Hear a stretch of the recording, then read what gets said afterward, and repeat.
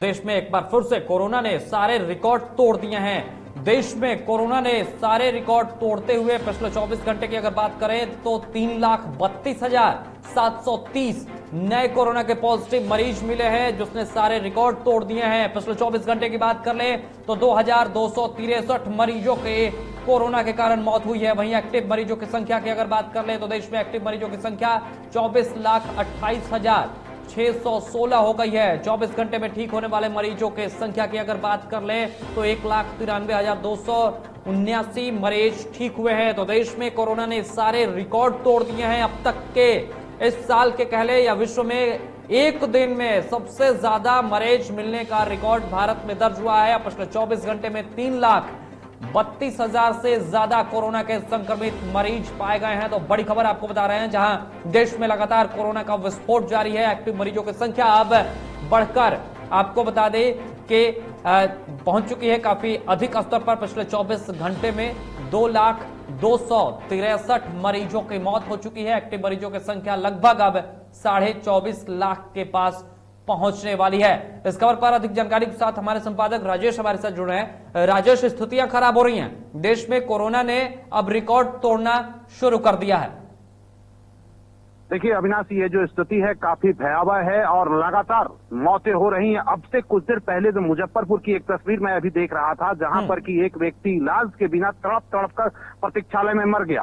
अब ये स्थिति सिर्फ मुजफ्फरपुर की नहीं है, पूरे देश की स्थिति है और कहीं भी आप चले जाएं लगातार खबरें आ रही हैं। लेकिन उसके बावजूद आज की तारीख में जो हालात बिगड़े हैं, इसको लेकर न सरकार संवेदनशील है, न स्टेट गवर्नमेंट और न ही केंद्र सरकार।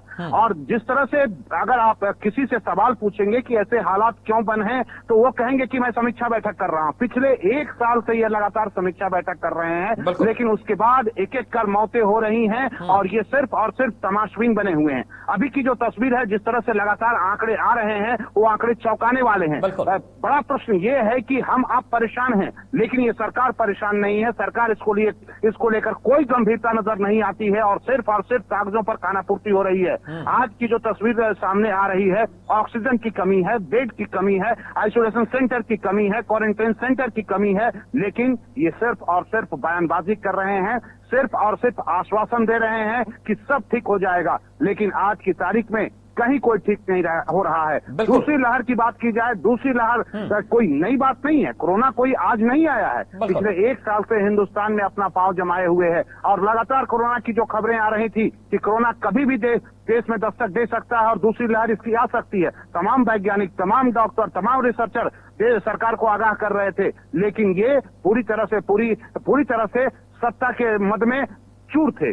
पूरी तरह से ये रैली में व्यस्त थे, ये चुनाव कराने में व्यस्त थे। आम आवाम मर रहा है और आज जो तस्वीर सामने आ रही है, लगातार जो आंकड़े बता रहे हैं रिकॉर्ड, ये हर आंकड़ा जो है अपना रिकॉर्ड तोड़ रहा है। अब 3 लाख से ऊपर की स्थिति सामने आ गई है और आगे आने वाले में स्थिति में अगर यही स्थिति बनी रही तो आप तय मानिए 3 नहीं 5 लाख का भी आंकड़ा पार होगा। और इसके लिए पूरी तरह से सरकार के निकटपन और कह सकते हैं एक जाहिलाना हरकत की वजह से आज ये स्थिति देश में पैदा हो गई है। और इसके लिए पूरी तरह से जी राजेश, जो स्थिति पैदा हुई है और लगातार जो हम खबरें दिखा रहे हैं कि देश में स्थितियां खराब हो रही हैं, बिहार में स्थितियां खराब हो रही हैं, महाराष्ट्र की स्थिति अभी हमने देखी, लगातार वहां पर स्थितियां खराब है। इसमें जो राज्य की सरकारें हैं वो केंद्र की सरकार पर हमला कर रही हैं, केंद्र की सरकार पर अपना ठिकरा फोड़ रही है। केंद्र की सरकार जो है वो चुनाव कराने में पूरी मंत्रिमंडल जो है व्यस्त है। स्थिति ये है राजेश कि अमेरिका की अगर बात कर ले तो अमेरिका में भी इतने आंकड़े नहीं आए हैं एक दिन में। ये तो विश्व का रिकॉर्ड तोड़ दिया है भारत ने। विश्व में दूसरा ऐसा कोई देश नहीं है जहां एक दिन में यानी कि 24 घंटे में 3,32,000 नए मरीज मिले हैं। इससे भी कम 3,07,000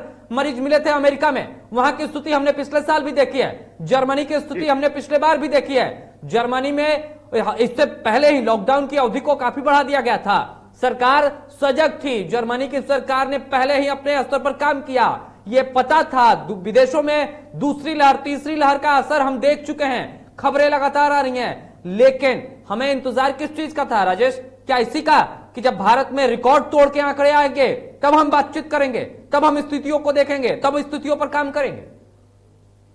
अविनाश, एक लाइन में अगर कहूं तो मोदी है तो मुमकिन है।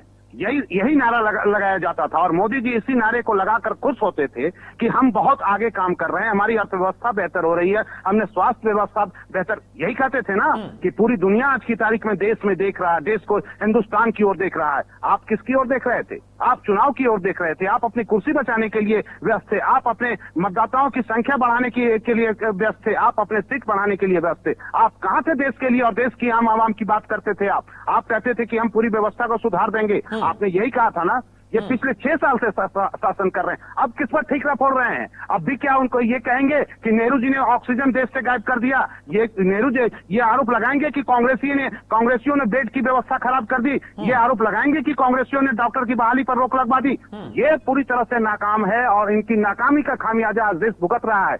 आज पूरी देश जो है कोरोना नहीं कहे, मौत के मुहाने पर इन्होंने खड़ा कर दिया है। जिस तरह से इनकी पॉलिसी रही है, जितनी गंदी पॉलिसी इन्होंने खेला है, और एकदम कह सकते हैं कि बेकार की पॉलिसी की वजह से आज देश इस हालात में पहुंचा है। आज महाराष्ट्र, जहां वो दिल्ली में बैठे हुए हैं, 7 RCR में जो उनका आवास है, उनके आसपास एक नहीं एम्स है, राम मनोहर लोहिया अस्पताल है। जरा वहां आकर देखें। आप करते हैं मन की बात, आप करते हैं जन की। अभी 2 दिन पहले उन्होंने देश को संबोधित किया, उनकी जुबान कांप रही थी सच बोलने से। आज वो सच का सामना करने से डर रहे हैं और अब कह रहे हैं समीक्षा बैठक करेंगे। और ये सुप्रीम कोर्ट भी आखिर इतने दिनों से क्या कर रहा था?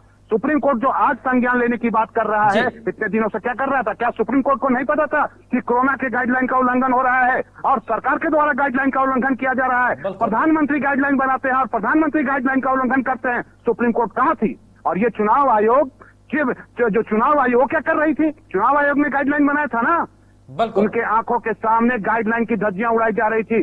क्या चुनाव आयोग इसकी जिम्मेवारी लेगा? आज के हालात अगर बड़ा सवाल तो यही है। बिल्कुल राजेश, जिस तरीके से आपने कहा कि जिम्मेदारी कौन लेगा, बड़ा सवाल तो यही है कि आखिर इस परिस्थितियों का जिम्मेदार कौन है? आखिर इन परिस्थितियों को क्यों आने दिया गया? जब पता थी सारी बातें, जब दूसरे देशों के हालात हम देख रहे थे, जब दूसरे देश क्या कुछ कर रहे हैं वहां से हम सीख रहे थे। पिछले साल आपने काम करके परिस्थितियों पर काम किया और अब आप जो है वो अपनी पीठ थपथपा रहे हैं कि हमने पिछले साल ये किया था, पिछले साल ये किया था। भाई साहब, 3,32,000 के आंकड़े एक दिन में आते हैं और वो भी ये विश्व का रिकॉर्ड है। एक्टिव मरीजों की संख्या की अगर बात कर ले तो 24,28,616 ये आंकड़े हैं जो केंद्रीय स्वास्थ्य विभाग ने जारी किए हैं। उन्हीं आंकड़ों पर हम बातचीत कर रहे हैं। ये तो वो आंकड़े हैं जो सरकार दे रही है राजेश। उन लोगों का क्या जो घर में क्वारंटाइन है? उन लोगों का क्या जिनको तकलीफ है, जिनको वो बीमार हैं लेकिन वो हॉस्पिटल नहीं जा रहे हैं? आपने मुजफ्फरपुर का जिक्र किया। मुजफ्फरपुर में अभी जो तस्वीर निकलकर सामने आई वो तस्वीर डरा रही है। वो तस्वीर ये बता रही है कि कोरोना का डर जो है वो सिर्फ आम आदमी में नहीं है, वो सुरक्षा बलों में है, वो सुरक्षा कर्मियों में है, वो डॉक्टर्स में है, वो स्वास्थ्य कर्मियों में है। जो लोग मर रहे हैं गिर के, उनके पास कोई जाने को तैयार नहीं है, उनको कोई उठाने को तैयार नहीं है, शव को जलाने के लिए कोई तैयार नहीं है। पटना में हमने खबर दिखाई थी, शव को जलाने के लिए कर्मचारी नहीं है सौदा जहां पर है। तो स्थितियां तो बिल्कुल खराब है। इस पर काम क्यों नहीं किया गया? इससे ये कोई काम नहीं करेंगे। इनसे जब सच का सवाल पूछिएगा, जब इनसे जानने की बात कीजिएगा तो ये पाकिस्तान की बात करेंगे, ये हिंदू मुस्लिम की बात करेंगे। जो है राजेश, एक मिनट, हम जो तस्वीर दिखा रहे हैं ये मुजफ्फरपुर की तस्वीर है। आप तस्वीर देखिए और तस्वीर देखकर आप खुद समझ सकते हैं। देखिए किस तरीके से एक व्यक्ति वहां पर गिरा हुआ है और वो मृत व्यक्ति है, जांच कराने पहुंचा था, उसके बाद स्थिति खराब हुई और वहां पर वो मृत हो गया। परिजन रोते रह गए लेकिन कोई उन्हें देखने वाला नहीं है, कोई सूद लेने वाला नहीं है, कोई किसी तरीके से मेडिकल टीम वहां पर नहीं जा रही है कि उसको क्या देखे, कैसे देखे, क्या करे। किसी के पास वो तमाम गाइडलाइन नहीं है। पीपीई किट तक जिनके पास है वो पहन के जाने को तैयार नहीं है। स्थितियां तो ये हो गई हैं राजेश। बिहार की स्थिति पर हम बात कर रहे हैं।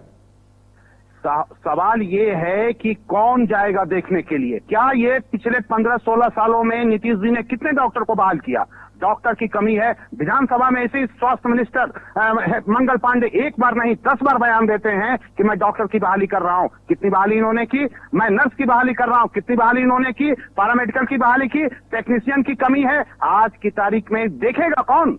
हॉस्पिटल में अगर डॉक्टर होंगे तब तो देखेंगे, कंपाउंडर होंगे तब तो देखेंगे। और जिस बड़े पैमाने पर आज की तारीख में ब्लॉक से स्तर से लेकर पटना, राजधानी पटना में NMCH और PMCH में मौतें हो रही हैं, डॉक्टर नहीं है।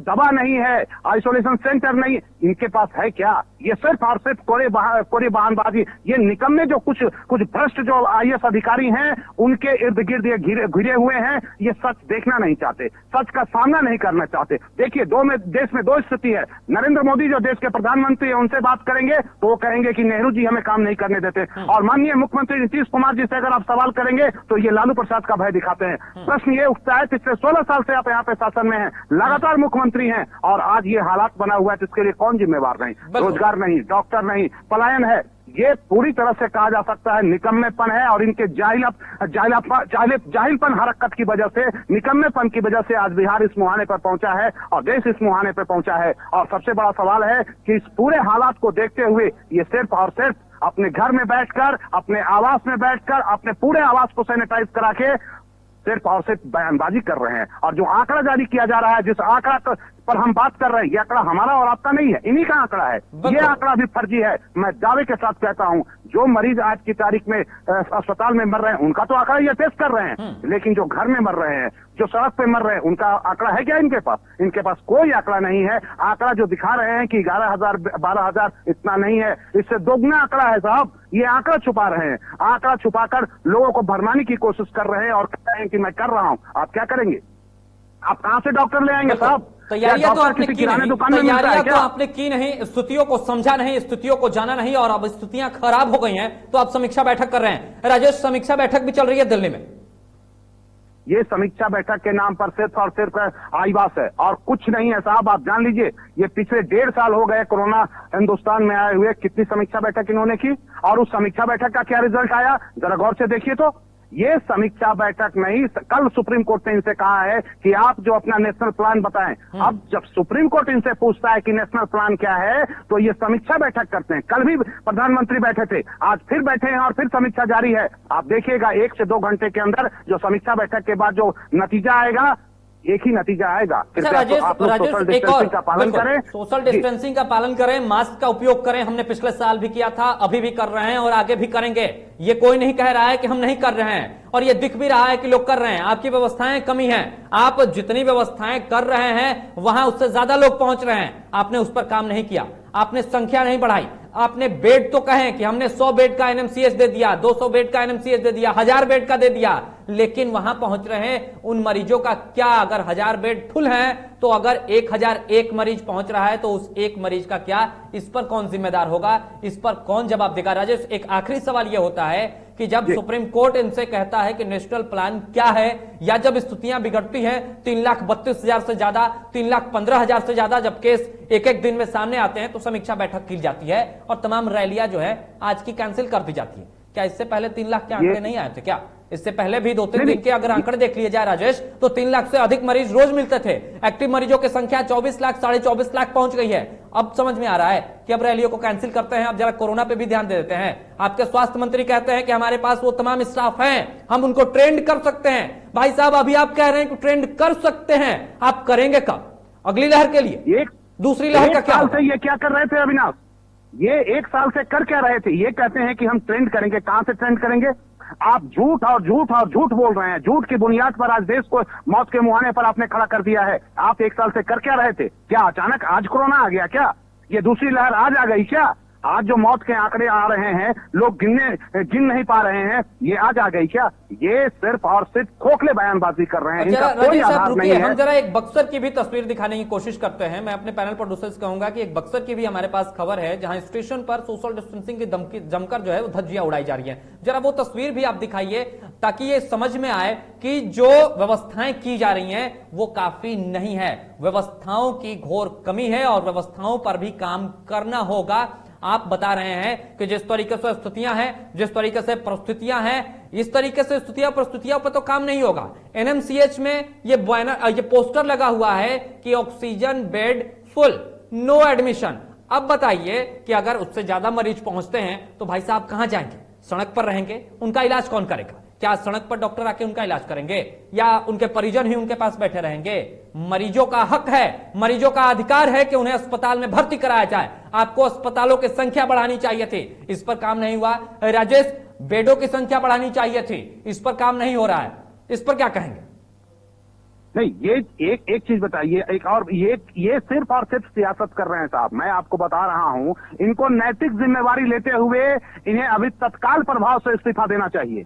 इनकी नैतिक जिम्मेवारी इनको नहीं, पता नहीं इनकी नैतिकता कहां हो गई है। अब कितने लोगों के मरने का इंतजार कर रहे हैं ये, इनके पास कोई नैतिक बल नहीं है और पूरी तरह से इन्हें नैतिक जिम्मेवारी लेते हुए बिहार के मुख्यमंत्री और देश के प्रधानमंत्री दोनों को इस्तीफा देना चाहिए और इन्हें स्वीकार करना चाहिए, इन्हें स्वीकार करना चाहिए कि हम फेल हुए हैं। आज इनकी गलती की वजह से लोग मर रहे हैं, इनकी गलती की वजह से लोग मर रहे हैं साहब। मुझे एक घटना मैं याद दिलाता हूं। देखिए राजेश, बक्सर की तस्वीर भी हम आपको दिखा रहे हैं। दूसरे प्रदेशों से जो लोग हैं वो अपने घरों को वापस आ रहे हैं। आप देखिए, चेहरे पे मास्क तो है, लेकिन सोशल डिस्टेंसिंग का क्या करें, क्योंकि जांच करानी है भाई साहब। जांच कराए बिना आप जा नहीं सकते हैं। आगे प्रशासन है, आगे जांच कर्मी है, लेकिन जब एक दूसरे के इतने करीब आएंगे तो फिर सोशल डिस्टेंसिंग का मतलब क्या होता है? आपको व्यवस्थाएं करनी पड़ेंगी, दूसरी कोई अच्छी व्यवस्थाएं करनी पड़ेंगी जिससे इस पर रोक लग सके। आप देखिए तस्वीरों में हम राजेश दिखा रहे हैं, जो लोग खड़े हैं, मास्क है इनके चेहरे पे, लेकिन सोशल डिस्टेंसिंग के नाम पर 0 सन्नाटा, कुछ नहीं दिख रहा है। लोग उतर रहे हैं, कई लोग बिना जांच कराए हुए निकल जा रहे हैं। ऐसे में कोरोना के संक्रमण को कैसे रोकेगी सरकार? डॉक्टर्स जो हैं या फिर जो वहां पर स्टाफ हैं वो पूरे तरीके से पीपीई किट में भी नहीं है। आप देखिए तस्वीरों में वहां बैठे हुए हैं, सिर्फ चेहरे पे मास्क है, लैपटॉप लेके डेटा भर रहे हैं, लेकिन पीपीई किट नहीं है। क्या उन तक कोरोना नहीं पहुंचेगा? क्या वो कोरोना से संक्रमित नहीं हो सकते हैं? क्या वो दूसरे को संक्रमित नहीं कर सकते हैं? जो दिल्ली मुंबई से लोग वापस आ रहे हैं, क्या वहां से कोरोना नहीं वापस आ रहा है? पीपीई किट रखा हुआ है लेकिन पहनेंगे नहीं, मिला हुआ है, सरकार ने दिया है, लेकिन अब देख लीजिए कितने लोगों ने पीपीई किट पहना है। सभी स्वास्थ्यकर्मी है, सैनिटाइजर रखा हुआ है, लोग यूज तो कर रहे हैं, लेकिन इस सोशल डिस्टेंसिंग का मतलब क्या होता है? यहां पे मास्क का क्या मतलब निकलता है? कुछ नहीं निकलता है। जितने भी स्वास्थ्यकर्मी बैठे हुए हैं सिर्फ कॉपी और कलम पर भरा जा रहा है। अब देखिए, ना ही उनके जो चेहरे पर मास्क तो है, लेकिन कोई पीपीई किट का यूज नहीं है। मतलब बचाव के साधन भी दे रहे हैं, कोई यूज नहीं कर रहे हैं। बिल्कुल अविनाश, जो आप तस्वीर दिखा रहे हैं और जो आप कह रहे हैं ये वाकई में सच्चाई है।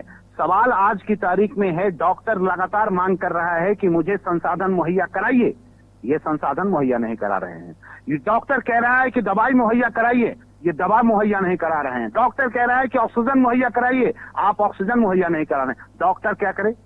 डॉक्टर क्या करेगा? आप उसे साधन संसाधन देंगे तब तो। आज देख लीजिए पटना के तमाम हॉस्पिटल के, यही इसी पीएमसीएच की बात अगर मैं कहूं तो करोड़ों के मशीन यूं ही बंद पड़े हुए हैं, रखे हुए हैं, आज तक चालू नहीं हुआ।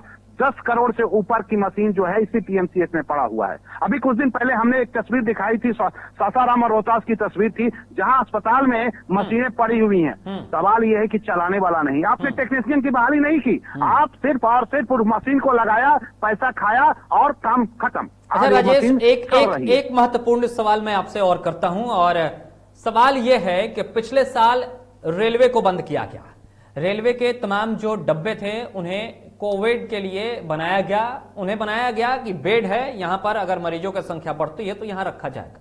फिर भी एनएमसीएच फुल है, पीएमसीएच फुल है, कई प्राइवेट हॉस्पिटल्स के जो बेडों की संख्या है वो बिल्कुल फुल है, वहां पर जगह नहीं मिल रही है। और कई खबरें हैं, हम बिना किसी भी पुख्ता जानकारी के कुछ भी नहीं बोल रहे हैं। ये खबरें हैं कि तमाम जो प्राइवेट हॉस्पिटल्स हैं वहां पर सीट अवेलेबल नहीं है। ये खबर है कि पटना एनएमसीएच में पोस्टर लगा हुआ है कि oxygen bed full, no admission. हम ये तस्वीर भी आपको दिखाएंगे, इंतजार कीजिए थोड़ा, उस पर भी आपसे बातचीत करेंगे। लेकिन क्या उन तमाम डब्बों के ऊपर जो पब्लिक का पैसा खर्चा होकर बनाया गया उसका इस्तेमाल अभी नहीं करना चाहिए?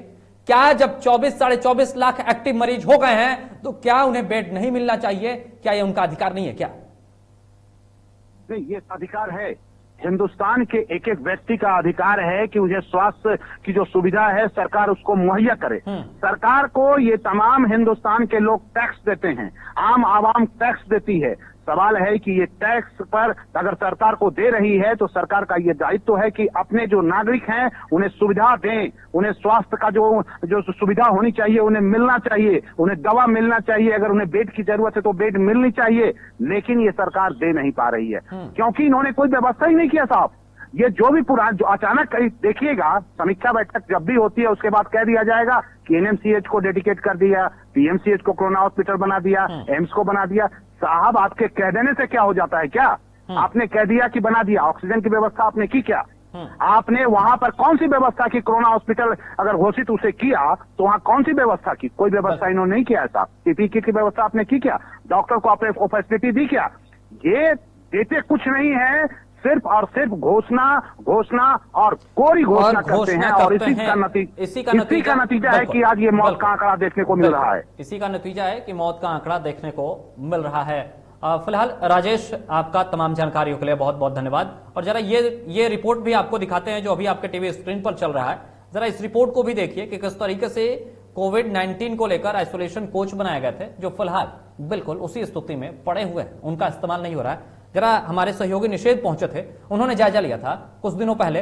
अब जरा ये भी तस्वीर देख ही लीजिए। कमियां सामने आ रही हैं। इस वक्त हम पाटलिपुत्रा स्टेशन के आउटर सिग्नल पे हैं और एक तस्वीर आपको पहले दिखाना चाहेंगे। ये सामने देख सकते हैं कोविड-19 आइसोलेशन कोच आपको दिखेगा। ये पूरी की पूरी ट्रेन है लंबी, और इसमें सभी कोच आइसोलेशन कोच हैं, कोविड-19 आइसोलेशन कोच हैं सभी।